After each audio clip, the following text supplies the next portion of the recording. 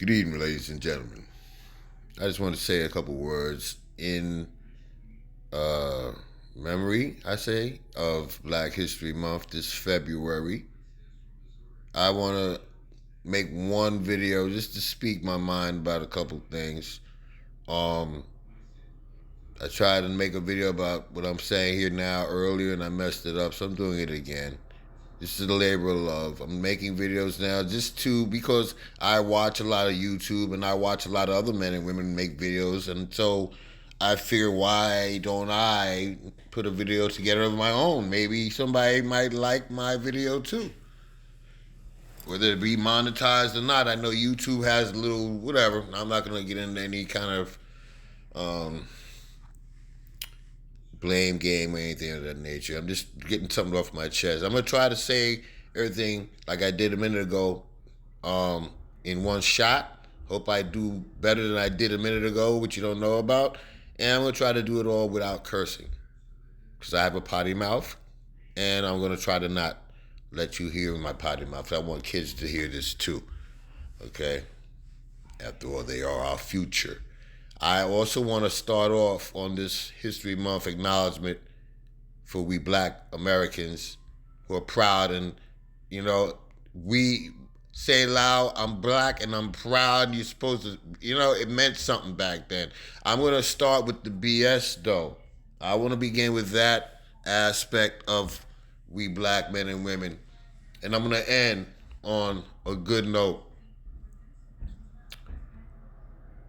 Back in 1776, I also want to make a reference right now to a TV show back when I was a kid, back in 1970-something, called Schoolhouse Rock on ABC. It did a lot of episodes of historical events. Some of you remember that. It was a great show. They did an episode on this thing I'm about to speak of. In 1776 is when the Declaration of Independence was signed, right?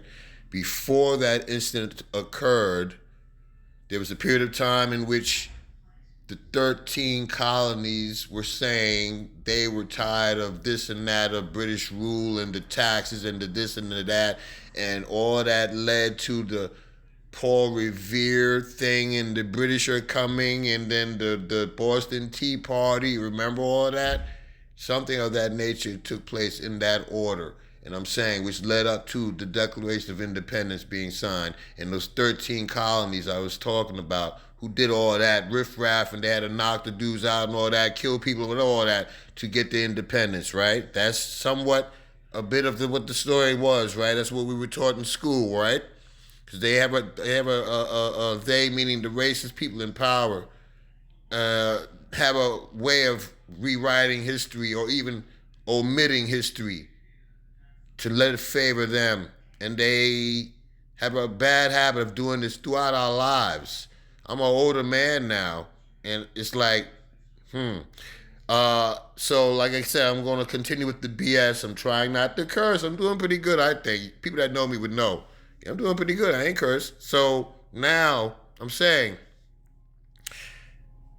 you fast forward from that event, those 13 colonies, they are now the United States of America, blah, blah, blah, blah, blah, right?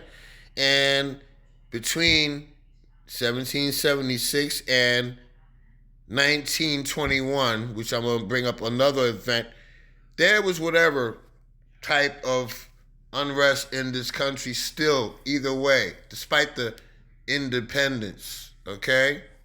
Especially towards us Black people. Again, keep the theme in mind, people, what this video is about. Black History Month. All the beautiful things that we Black men and women, but we created, we invented, even to this day, people, everything we Black people do, they copy what we do, what we say, how we walk, how we talk, how we speak, how we dress. Everything they do comes from our culture. They won't give us that credit. Back to what I was saying of 1921 on May 31st, and going from then till June 1st in 1921 in Tulsa, Oklahoma. Little place they wanted to, start their lives over.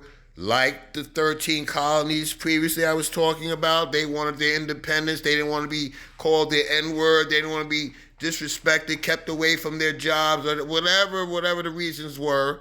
These group of black men and women went to Tulsa, Oklahoma, opened up a little community over there, away from the racist people, and built their nice little homes and businesses. Black Wall Street was then bombed as these racist men and women got deputized, got in planes. How many people do you know own planes then could go bomb something? So this was government related. They just came and flew, dropped bombs and killed all these men and women, left the rest homeless. All of that in the name of what? Only thing they were doing was trying to have their own independence and do what they needed to do, as this other stuff going on is not meant for any of us. And when the 13 colonies did it, almost 20 years earlier, why was that not a bad thing then? It's cool when they do it. It's a problem when I do it, which is the point I'm getting at. Let's fast forward now to here. We have all these migrants coming in. But we know now, all of us here, since COVID 4 years ago, we haven't had any other stimulus. The economy is not doing well. We've not had any fourth stimulus, none from this Biden dude, right? And he is giving away billions, first to the Ukraine, we found out, for their war, and now to Israel for this war, which has been going on since before I was a kid, and where's the money for the relief of people here, veterans, so on and so forth. God knows how many homeless and others, black or otherwise, still, the money's not coming in, okay? We're not getting these relief funds, and we black people, even if all those people are doing what they're doing over there, we are still being overlooked and, disrespected to this day with the same tactics that they've still been employing since these Jim Crow laws and rules and so on have been still kept in play to this very day. We then have to come together as people, because they're not going to stop. Killing black people, all this nonsense that's happening, none of this is going to stop unless we make it stop. But when are we black people going to actually come together? Back in the day, here comes the good part of this story, in my opinion, the optimistic end of it. Back in the day, they used to go like this: Black Power. Okay? Like I said, I'm a kid from the 60s and 70s. In 1970, I was a 5-year-old. I used to watch people 5, right? The number 5, it meant something also. Whether it does to you or not, whatever. 5. You put these 5 fingers together, you get this, the Black Power, right? Back in the day, if you remember back, movies, the Jackson 5, first of all, music. Let's start with music. The Jackson 5 was a popular band. This is Black History Month. Let's go on from there to Grandmaster Flash and the Furious 5, as far as rap was concerned. They were favorites of mine. Going on from there, the 80s, we still have New Edition, 5 of them, right? Let's do the movies now, like I was saying. You watch The 5 Heartbeats. We've seen 5 Fingers of Death. We've seen The 5 Deadly Venoms.